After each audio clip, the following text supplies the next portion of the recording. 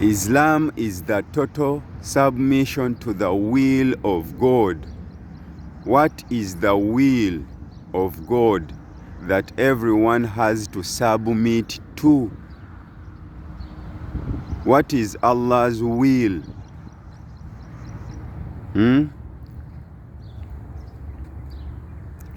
The will of God is what? What is that? Soka tukijje ku Allah, tukize ku level y'omuntu.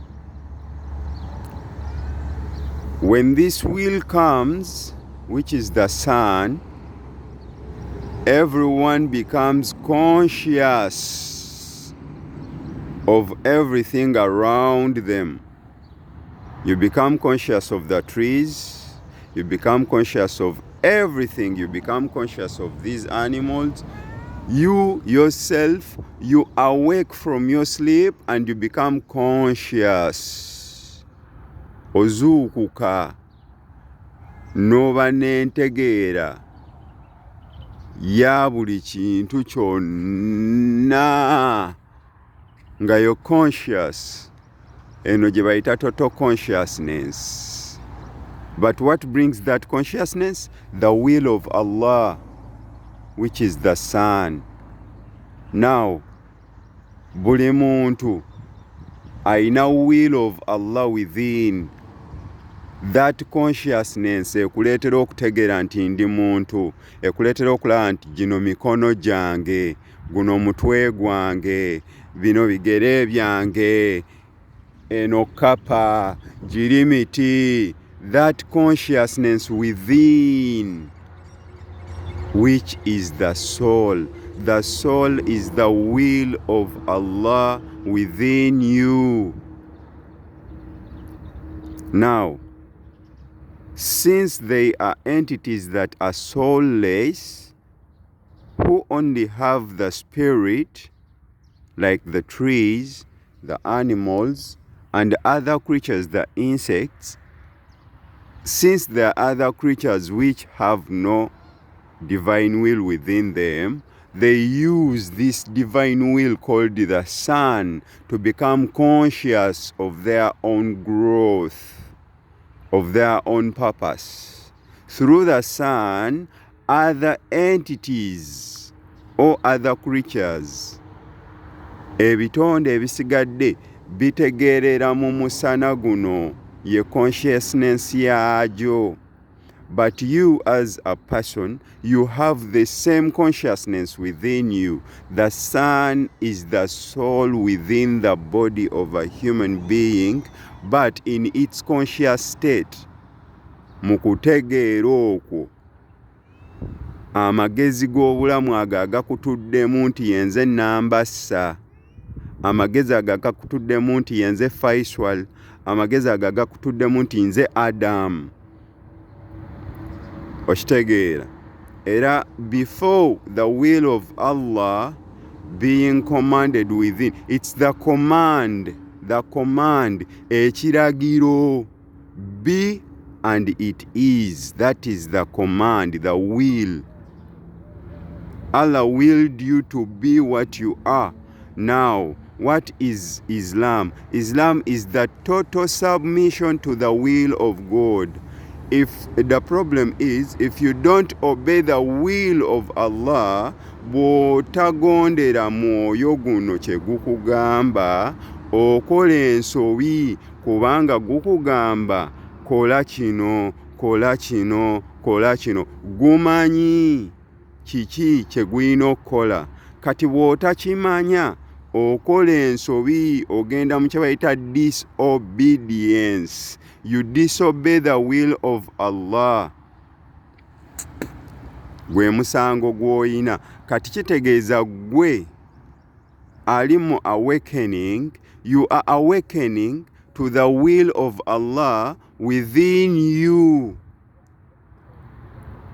So you have to totally submit to the will within you, which is total consciousness, the soul. The soul is your consciousness. ge magezi g'okumanya n'okutegeera agakutuddemu.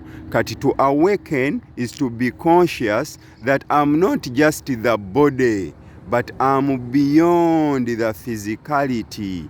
I'm that energy, or I'm that consciousness that governs my body, that directs my body. You get it? Now, the soul knows I have to pray. Meditation. Omwoyo gumanyi nina okusaala, which is meditation, so that you can connect to the wills totally. Gumanyi nina okusiiba, because the more you do the good things like fasting, prayer, okweyisa obulungi, okwekkakkanya, you've totally submitted to your true nature. The nature of the soul is purity. It's a pure consciousness. That pure consciousness within you, it is the soul. Now, the sun is the pure consciousness of the earth. So everything on earth obeys the sun. They awaken when the sun comes out. We follow the sun every day. We follow that consciousness. But the sun is the will of Allah. Within you, you have your own sun called the soul, which is your will, the will of Allah within you. Kilagilo kya Katonda oba command ya Katonda. Okitegeera oba kyengezaako kugamba muddu wa Allah. Kati buli musiraamu ng'owakanya omwoyo, owakanya will ya Allah ekutuddemu eba ekiragiro. Kyova olaba bwe kikuvaamu, you lose total consciousness. The body falls asleep, teddamu kuzuukuka, because ekyo ekibadde kigizuukusa ne kigiwa okumanya n'okutegeera kivuddemu. Komandi ya Allah ekuvuddemu. Bwe kuvaamu eyo command, toddamu kuba mulamu mu mubiri. Eyo will yeddayo wa mukama waayo, Allah subhanahu wa ta'ala. So, Islam is the total submission to the will of God. Islam is the total consciousness of the divine source within yourself. Kyova olaba n'abagamba nti bali spiritual, batandika okukola ebintu almost omusiraamu byakola. Baba beeyisa bulungi, bafaayo ku ntambula y'obulamu bwabwe, bafaayo obutakosa bulamu bwabwe, era batandika okukola ebintu almost omusiraamu byakola, ng'okusiiba, okumeditatinga. Onfuna bulungi. Bakola ne dhikiri, bakola dhikiri buli kaseera, mantras. So, gwe yenna kati kankulage ekirala. Otegeera otya nti nzuukuse? Mbadde nnebase. When you awaken from sleep, you awaken. When you become aware that I'm no longer sleeping, you become conscious of everything around you. That's when you know that I have woken up. Then you start expressing your consciousness. You start being in that will form. You're willing to eat, you're willing to drink, you're willing to walk, you're willing to do everything. You're willing because of the will within you. That will is your soul. The command that commands you to wake up, the command that commands you to eat, the command that commands you, everything is a command of Allah. When they command you to do good and you disobey, you are not conscious. That is that is called disobedience. Gwe musango. Omusango muntu ku disobeyinga will. Era muli owuliranga consciousness ekuga kyokoze kibi. because the soul is aware of good and bad. It tells you kino kyokoze si kirungi.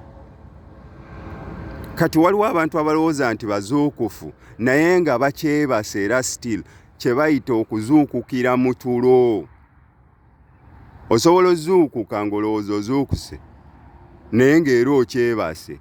Kati eyo bagiyita awakening. Eyo si ye consciousness. You're just aware.